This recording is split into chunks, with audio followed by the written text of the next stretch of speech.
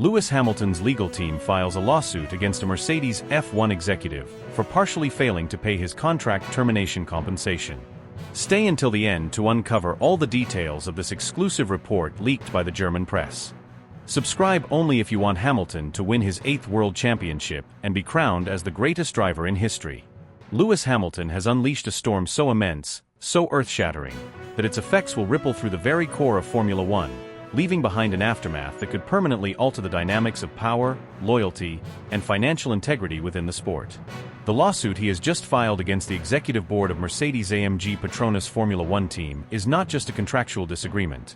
It is a direct confrontation against the very institution that once stood as the pinnacle of his career, a challenge to the authority of a team that built its dynasty with him at the center, a battle that goes beyond money and reaches deep into the realm of respect, recognition, and justice for what he has given to this empire.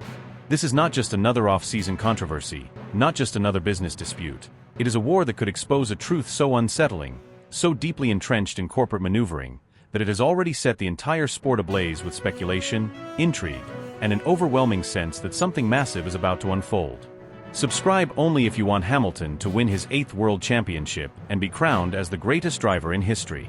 The documents that have now been leaked to select members of the press reveal details so shocking, so meticulously concealed, that even those who had long suspected tensions between Hamilton and Mercedes are struggling to comprehend the depth of the betrayal. The accusations, laid out with precise legal argumentation, center around an alleged deliberate violation of an indemnification clause that was meant to guarantee Hamilton a multi-million-dollar financial security package upon his departure.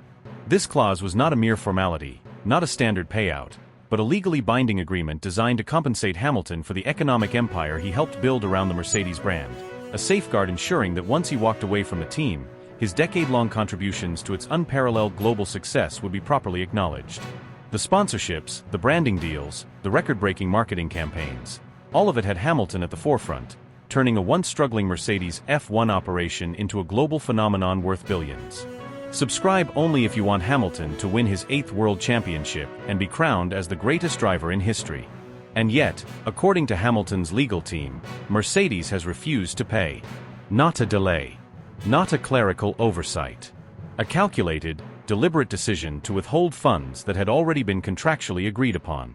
The team's upper management, whose decisions now stand at the center of this explosive dispute, are being accused of corporate manipulation, financial deception, and a blatant attempt to disregard Hamilton's irrefutable influence on their success. The behind-the-scenes chaos that led to this moment is now starting to come to light. Insiders have revealed that the negotiations surrounding Hamilton's departure were far more tumultuous than anyone realized, that the discussions over his final agreement were laced with tension, resistance, and an increasing level of hostility from certain factions within the team's leadership. Initially, Mercedes executives had presented Hamilton with a seemingly amicable exit plan, offering assurances that he would leave with a full financial package that had been laid out in previous contract extensions. But somewhere along the way, those assurances disintegrated. Somewhere in the corridors of corporate decision-making, a choice was made, one that would ultimately ignite the firestorm now threatening to consume the entire team. Hamilton's legal team, having spent months trying to resolve this through private negotiations, had no choice but to escalate. The attempts at diplomacy, the carefully worded inquiries, the discreet legal letters requesting clarity, all of it had been met with deflection, evasion, and ultimately silence. And then, there was the meeting. Subscribe only if you want Hamilton to win his 8th World Championship and be crowned as the greatest driver in history. The meeting that has now become the focal point of this legal war, the moment where everything changed. Hamilton, unwilling to let the situation continue in secrecy, demanded a face-to-face confrontation with Mercedes' highest-ranking executives, a sit-down where he could look them in the eye and ask the question that had been haunting him for months. Why? Why, after everything he had given? Why, after years of sacrifice, of victories, of world championships that cemented Mercedes as the most dominant force in modern Formula One? Why, after bringing them the sponsors, the global exposure, the success beyond the racetrack that made Mercedes a commercial juggernaut? Why was he being treated as if none of it had ever mattered? The silence in that boardroom was deafening. No one spoke. No one dared to meet his gaze. When one of the executives finally muttered a vague, dismissive response about financial restructuring, Hamilton's patience snapped. "You think I don't know what this is," he said, his voice low, steady, but carrying the unmistakable weight of someone who had just reached his breaking point.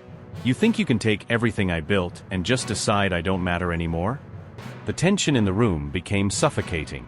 Even the highest-ranking figures within the team, individuals who had worked alongside Hamilton for years, who had shared in his greatest triumphs, knew at that moment that there was no going back. This wasn't just about money. This wasn't just a disagreement. This was war. Hamilton's legal team moved swiftly, drafting what is now one of the most high-profile lawsuits in motorsport history. They gathered every piece of evidence, every email, every signed contract, every legal commitment that Mercedes had failed to uphold. They built a case so airtight, so devastatingly precise, that once the lawsuit was officially filed, it sent a shockwave through the entire Formula One ecosystem. The implications are catastrophic. Subscribe only if you want Hamilton to win his 8th World Championship and be crowned as the greatest driver in history. If Hamilton wins this case, the financial repercussions for Mercedes could be staggering.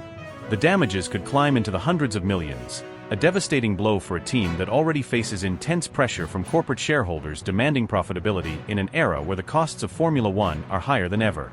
The fallout could extend far beyond the balance sheets.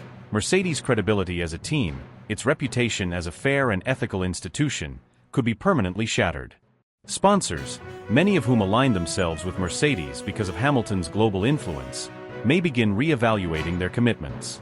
The trust between drivers and teams, a fragile but essential component of the sport structure, could be forever changed. And the most dangerous consequence of all? The legal precedent. If Hamilton's lawsuit is successful, it could change the way Formula One teams handle driver contracts forever. No longer would teams have unchecked control over the financial rights of their drivers. No longer would secret clauses and hidden financial maneuvering go unnoticed. This case could give drivers across the grid the power to challenge unfair practices, to demand greater transparency, to hold teams accountable in ways they never have before. And what of Mercedes? They are now caught in a nightmare scenario, with their greatest champion now standing as their most formidable adversary.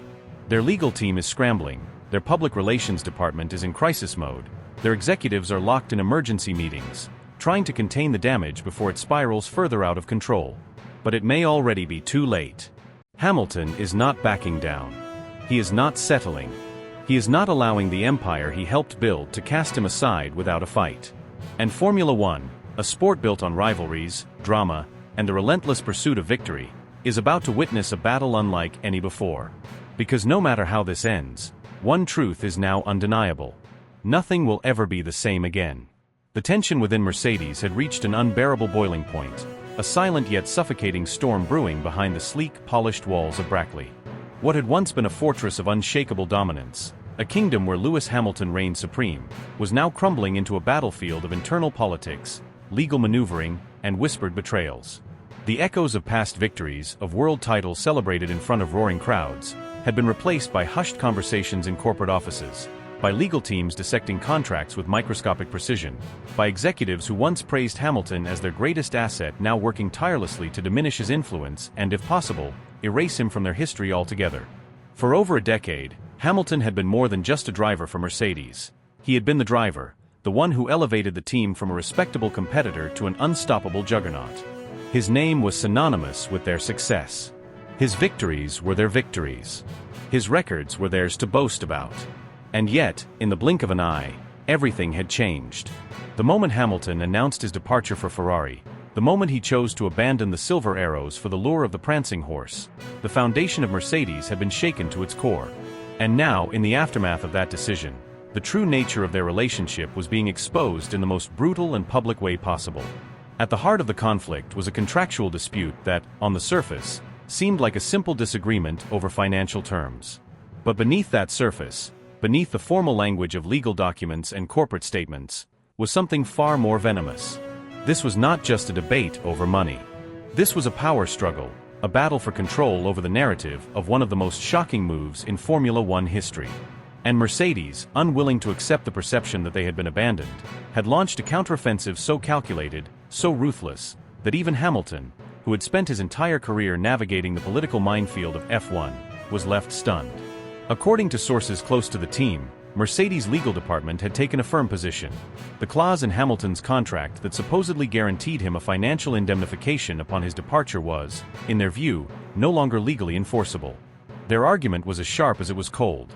Since Hamilton had chosen to leave, since he had made the decision on his own terms rather than being forced out, the team was under no obligation to pay him what he believed he was owed. It was a technicality, a loophole buried deep within the wording of the contract, a legal escape hatch that Mercedes was now clinging to with everything they had. But why? Why would a team that had built itself alongside Hamilton, that had shared in his triumphs, now go to such extraordinary lengths to deny him what was once promised? The answer, insiders revealed, had little to do with finances and everything to do with pride. Hamilton's departure had left Mercedes reeling, not just competitively, but psychologically. For years, they had built their empire around him, had shaped their strategy, their identity, their very existence around the idea that Hamilton and Mercedes were inseparable. The shock of losing him, especially to Ferrari, had sent a ripple of panic through the highest levels of the organization. And in their desperation to regain control, to shift the narrative in their favor, they had turned to the one weapon they still had left: public perception. The message was clear: Hamilton was not pushed. He walked away. And in doing so, he forfeited any claim to the team's financial commitments. It was a carefully constructed narrative, one designed to slowly chip away at Hamilton's image, to subtly reframe his departure as an act of betrayal rather than an act of ambition. It was no longer about Mercedes losing their greatest driver, it was about Hamilton abandoning the team that had given him everything. And as this storyline took shape, as the whispers began to spread through the paddock, Hamilton found himself in an unfamiliar position, not as the beloved champion, but as the man whose loyalty was now being questioned. And he was furious.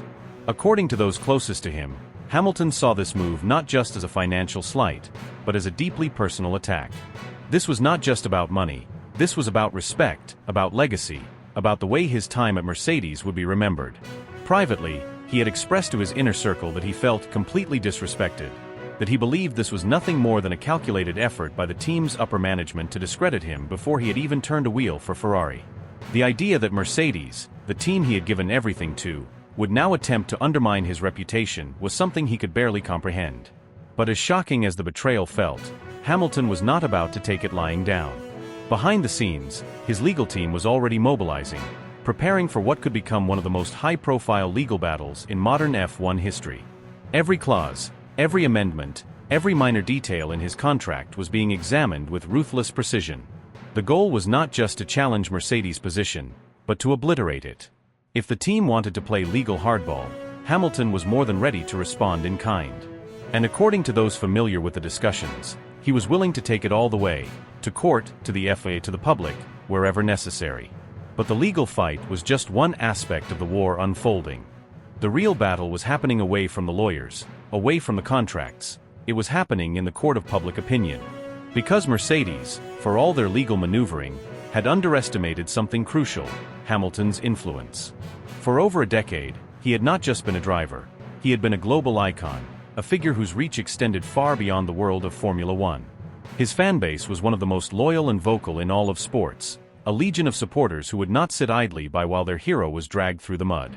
And if Mercedes thought they could control the narrative, they were about to learn just how powerful Hamilton's voice could be. Already, the whispers of discontent were turning into open outrage. Fans, analysts, former drivers, all were beginning to question Mercedes' actions. Why would a team so proud of its history with Hamilton now be trying so hard to distance itself from him? Why would they risk tarnishing a legacy that had brought them so much success? And more importantly, what did they really stand to gain? The backlash was growing, and Hamilton knew it. He didn't need to fight this war alone. His name, his achievements, his very presence in the sport carried weight. And if Mercedes wanted to rewrite the past, he would make sure the world never forgot the truth. But as the tension escalated, as both sides dug in their heels, an even bigger question loomed over it all. Was this fight just the beginning? Because beneath the legal battle, beneath the war of words and corporate maneuvering, there was a deeper, more unsettling reality. This wasn't just about a contractual dispute. This was about revenge. This was about Mercedes punishing Hamilton for leaving. And if they were willing to go this far now, what else were they prepared to do? Would they attempt to block him from crucial technical insights before he settled into Ferrari? Would they refuse to release key performance data? Would they quietly work to ensure that his transition to Maranello was as difficult as possible? Nothing was off the table. And as both sides prepared for what was shaping up to be one of the most explosive fallouts in modern Formula One, the sport itself was left in stunned silence. Because this wasn't just a broken contract. This was a war. And in Formula One, wars never end cleanly. Hamilton sat in silence, the weight of betrayal pressing down on him like an immovable force. He had given everything to Mercedes, years of relentless dedication, a tireless pursuit of perfection, countless victories that had cemented both his name and the team's legacy in the annals of Formula One history. And yet, despite all of it, despite the championships, the sacrifices, the nights spent in debriefs, the strategic meetings where he had helped shape the very fabric of the team's success, this was how it ended. A cold dismissal of obligations. A quiet, calculated attempt to distance themselves from him, as if his years of dominance had been nothing more than a fleeting moment, as if his presence within the team had been transactional rather than transformational. "This is a slap in the face," he muttered to those closest to him, his voice carrying the weight of disbelief, anger, and a growing determination. "After everything I've built with them, after every moment we shared, after every historic milestone we reached together, this is how they decide to handle it? They think they can rewrite history, erase their commitments just because I walked away? That's not how this works. That's not how I work." His words were not empty. They were not the bitter musings of a driver feeling the sting of separation. They were the rallying cry of a man prepared to wage war. His legal team, a battalion of high-powered attorneys spanning from London to Monaco, was already mobilizing. The suit was not about petty grievances. It was a meticulous, methodical dismantling of Mercedes' attempt to sidestep obligations they had willingly entered into. Every document, every contract revision, every verbal assurance given in backroom discussions was now being compiled, scrutinized, and prepared for the most high-profile legal battle Formula One had seen in decades. This was not just about money. This was about power. And Hamilton had no intention of losing. The heart of the lawsuit lay in an indemnification clause, a legal safeguard that had been built into his previous agreements, one that ensured that Hamilton, upon parting ways with the team, would still receive financial compensation tied to endorsements, legacy incentives, and continued contributions he had made to Mercedes' brand. His lawyers were adamant. The clause was binding, enforceable, and undeniable. Mercedes, in their attempts to quietly sidestep these commitments, had made a grave miscalculation. The repercussions of this oversight would be colossal. Legal analysts were already weighing in, their projections sending ripples of anxiety through the Mercedes camp. If the case went to trial, if Hamilton's team presented the overwhelming evidence they were assembling, the financial repercussions could exceed $35 million. For a team as powerful as Mercedes, a fine of that magnitude was not an insurmountable financial burden, but the damage to their reputation? That was something no amount of money could repair. The headlines would be brutal. The court of public opinion would be merciless. The sponsors, the shareholders, the carefully cultivated partnerships, all of it was now at risk. A lawsuit of this scale was not just a financial inconvenience. It was an existential crisis. Mercedes, long viewed as the epitome of precision, excellence, and corporate integrity, was now staring down a scandal that could taint its legacy indefinitely. And as the storm raged in boardrooms and legal offices, an entirely separate battle was unfolding behind the scenes. Toto Wolff, the architect of Mercedes' modern dominance, the man who had stood beside Hamilton through every high and low, found himself trapped in a personal and professional nightmare. Unbeknownst to the public, his internal conflict was already spilling into private conversations. He was leaking his frustrations, sharing his unfiltered thoughts in hushed, anonymous exchanges with select journalists. On the surface, Wolff maintained his diplomatic stance, offering measured, carefully curated responses whenever the topic arose. But behind closed doors? Behind the scenes, in moments of unguarded honesty? His true feelings were clear. "This is destroying everything we built," he allegedly confided in private. "I understand why Lewis is doing this, I do. But I never wanted it to end like this. We were more than just a driver and a team principal. We built something historic together. And now it's all unraveling." For Wolff, the situation was an impossible paradox. He had spent years championing Hamilton, crafting an environment where driver and team operated as a singular, unstoppable force. He had fought battles on Hamilton's behalf, defended him against critics, navigated controversies with him. And yet now, they stood on opposite sides of a battlefield, one preparing for war in the courts, the other trying to salvage what little remained of a once unbreakable alliance. The dilemma was consuming Mercedes from within. Senior executives were engaged in heated debates, their discussions growing increasingly frantic. Some argued for immediate damage control, settle the case, pay Hamilton what he was owed, cut their losses, and move on. Others, however, saw the lawsuit as a threat, not just financially, but strategically. If we give in now, one executive reportedly warned, we set a precedent. We open the door for every former driver, every former partnership to come back with claims. This isn't just about Hamilton. This is about the future of how we handle every major contract going forward. But then came the unthinkable. As Mercedes waged its internal war over the lawsuit, whispers of a potential defection began to surface. It started as a rumor, a half-formed theory circulating in the shadows of the paddock. But as time passed, as more sources came forward, the whispers became louder, more credible, more real. What if Hamilton, in the ultimate act of defiance, wasn't just suing Mercedes? What if he was negotiating his next move in parallel? What if, even as he prepared to dismantle them in the courtroom, he was also setting the stage for an unthinkable return to Red Bull? It was an idea so outrageous, so audacious, that at first, many dismissed it as mere speculation. Hamilton, wearing the Red Bull colors? Hamilton, taking the seat of his fiercest rival Verstappen? Impossible. Absurd. And yet, the pieces were aligning. Red Bull, locked in its own internal turmoil with Verstappen's growing discontent, was no longer a stable empire. The fractures within the team had deepened, and Horner, ever the strategist, was already thinking 10 steps ahead.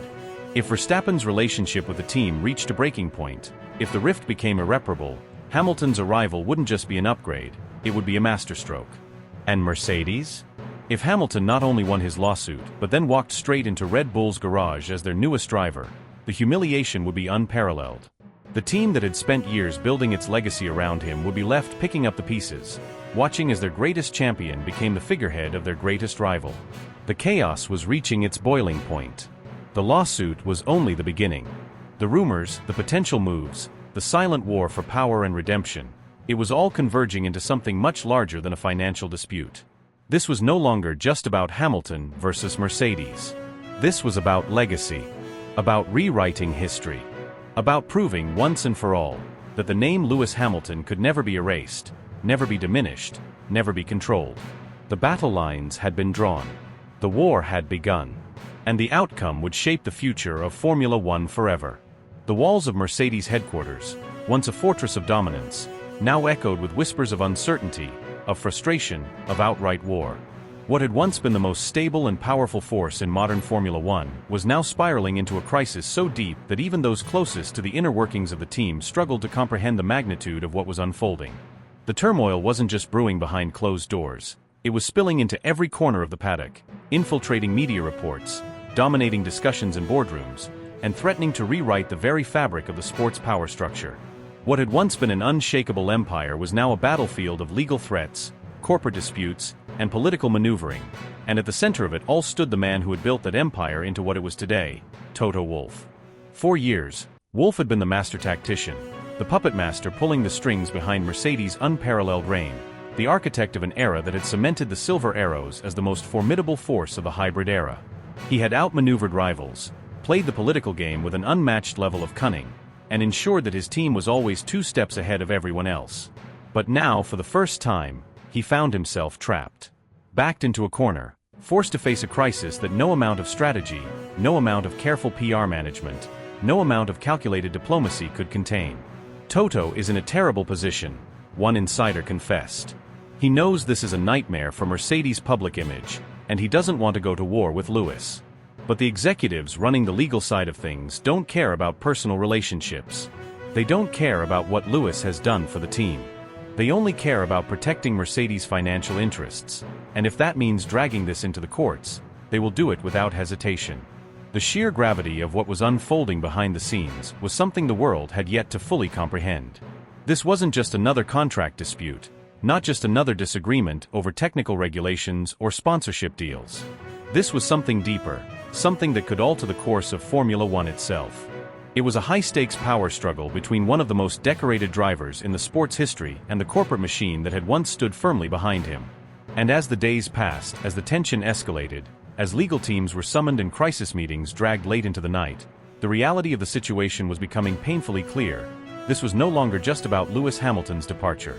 This was about control, about dominance, about the lengths to which a team would go to maintain its grip on power.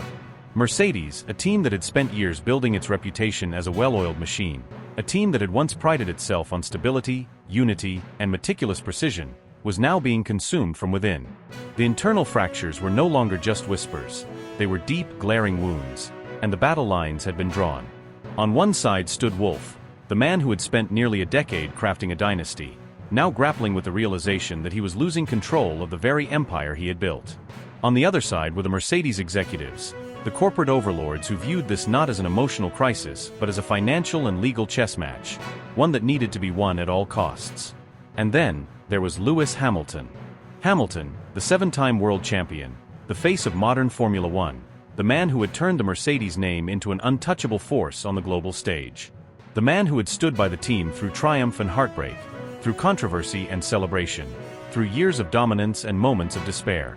The man who had been promised loyalty, promised respect, promised that he would always have a home with the silver arrows. Yet now, that promise was being shattered in real time. His move to Ferrari had already sent shockwaves through the sport. It had been hailed as the biggest transfer in F1 history, a seismic shift that was meant to redefine the championship battle and set the stage for one final act of greatness. But now, before that story had even begun, before he had even driven a single lap in a scarlet suit, his past was clawing at him, dragging him back into a war he never anticipated. There are things in those contracts that no one wants to see the light of day, another source close to the situation admitted. Once you start pulling at those threads, once you start dissecting the financials, you risk exposing things that could change the entire landscape of Formula One. The fear wasn't just about Hamilton. It wasn't just about whether he had the right to leave, about whether he owed Mercedes anything more than what he had already given. It was about something far more dangerous, about what might be uncovered in the process. Sponsorship deals, hidden performance bonuses, undisclosed revenue-sharing agreements. These were the secrets buried deep within the team structure, the financial mechanisms that kept the operation running at an elite level.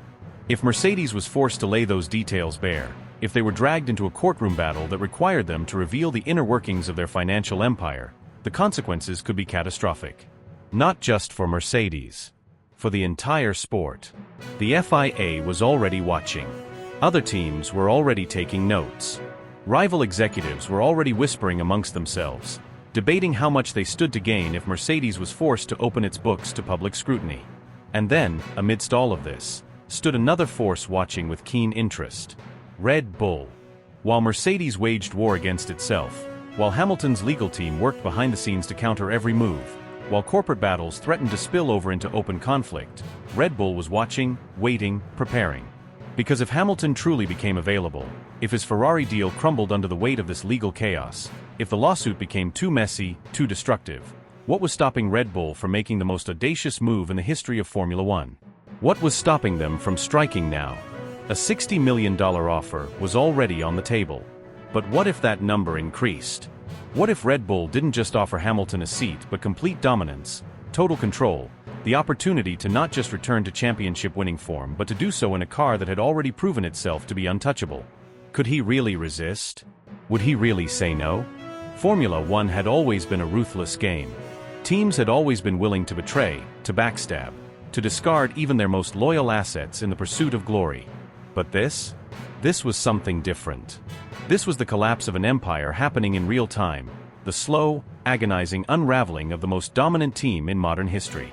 And as the pieces continued to fall, as the legal battle intensified, as the war between Hamilton and Mercedes reached new, unprecedented heights, one thing was becoming increasingly clear. There were no rules anymore. This was a fight where there would be no winners, only survivors. And the moment the lights went out for the first race of the season, nothing in Formula One would ever be the same again. The storm that has erupted in Formula One is unlike anything the sport has ever witnessed. What was once a partnership celebrated for its dominance, its unity, and its relentless pursuit of perfection has now disintegrated into a battleground of bitter accusations, legal threats, and an all-consuming war for power, influence, and control. The dynamic that once defined an era, the seemingly unbreakable bond between Lewis Hamilton and Mercedes, has now unraveled into a dispute so explosive, so contentious, that its repercussions could alter the DNA of Formula One forever. For years, Mercedes and Hamilton were inseparable, an unstoppable force that crushed the competition, rewrote the record books, and cemented their place in history as the most dominant combination of the modern era. Together, they achieved heights few could ever dream of: world titles, pole positions, victories that seemed effortless, moments of brilliance that left fans and rivals alike in awe. But now, that shared glory has given way to a battle that is as ruthless off the track as their reign was on it. What began as whispers in the paddock, murmurs of unresolved financial agreements, private disputes behind closed doors, has now erupted into a full-blown legal war that is spiraling out of control. The details are murky, the truths are buried beneath layers of legal jargon, but the message is clear: this is no longer a simple disagreement over money. This is personal. This is about legacy. This is about two giants of the sport refusing to back down. Hamilton's legal team has been gathering evidence, compiling records, preparing to unleash a case so meticulously constructed, so devastatingly precise, that it could put Mercedes in an impossible position. Every contractual clause, every financial agreement, every spoken promise, nothing has been left unchecked. Those close to the case suggest that Hamilton's lawyers have uncovered documents that paint a damning picture of Mercedes' handling of the situation. Some believe that these records could expose not just a failure to fulfill contractual obligations but a systematic attempt to evade responsibilities, a revelation that could send shockwaves through the team, its leadership, and even its sponsors. But Mercedes is not a team that bows to pressure. They have built their empire on precision, on control, on an unwavering commitment to maintaining dominance. The idea that they would simply hand over millions in compensation without a fight is laughable. Their legal team is working relentlessly, dissecting every possible loophole, every contractual ambiguity, every legal technicality that could give them an edge. This is no longer just about money. This is about power, about proving that even the greatest driver of a generation cannot dictate terms to one of the most influential teams in motorsport history. And now, as both sides prepare for what could be one of the most dramatic legal battles the sport has ever seen, the world of Formula One is watching in disbelief. Fans, once unified in admiration for the Hamilton-Mercedes dynasty, are now bitterly divided. Some believe that Hamilton is absolutely justified, that a driver of his stature should not be forced to fight for what he is owed, that this battle is not just about his own financial dispute but a precedent-setting war for drivers' rights. Others argue that this lawsuit risks tarnishing his legacy, that instead of being remembered for his unparalleled success, he could become synonymous with a protracted, messy, and increasingly public legal fight that drags the sport into territory it has never ventured into before.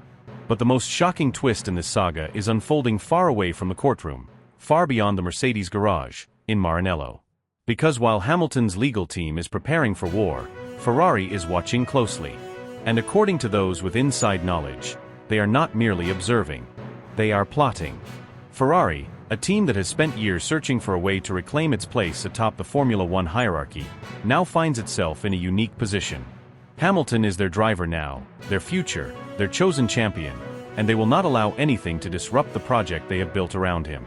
Some reports suggest that Ferrari's top brass is considering direct intervention, that they are exploring ways to support Hamilton's case behind the scenes, leveraging their own formidable legal resources to ensure that he is not only compensated but that Mercedes is held accountable for every single disputed dollar. But it goes deeper than that. Because for Ferrari, this is not just about protecting their new driver. This is an opportunity. A chance to strike at Mercedes in a way that could shake them to their core. A lawsuit of this magnitude, a public legal war that drags on for months, could destabilize Mercedes in ways that no on-track battle ever could. What happens if this legal fight exposes weaknesses within the team?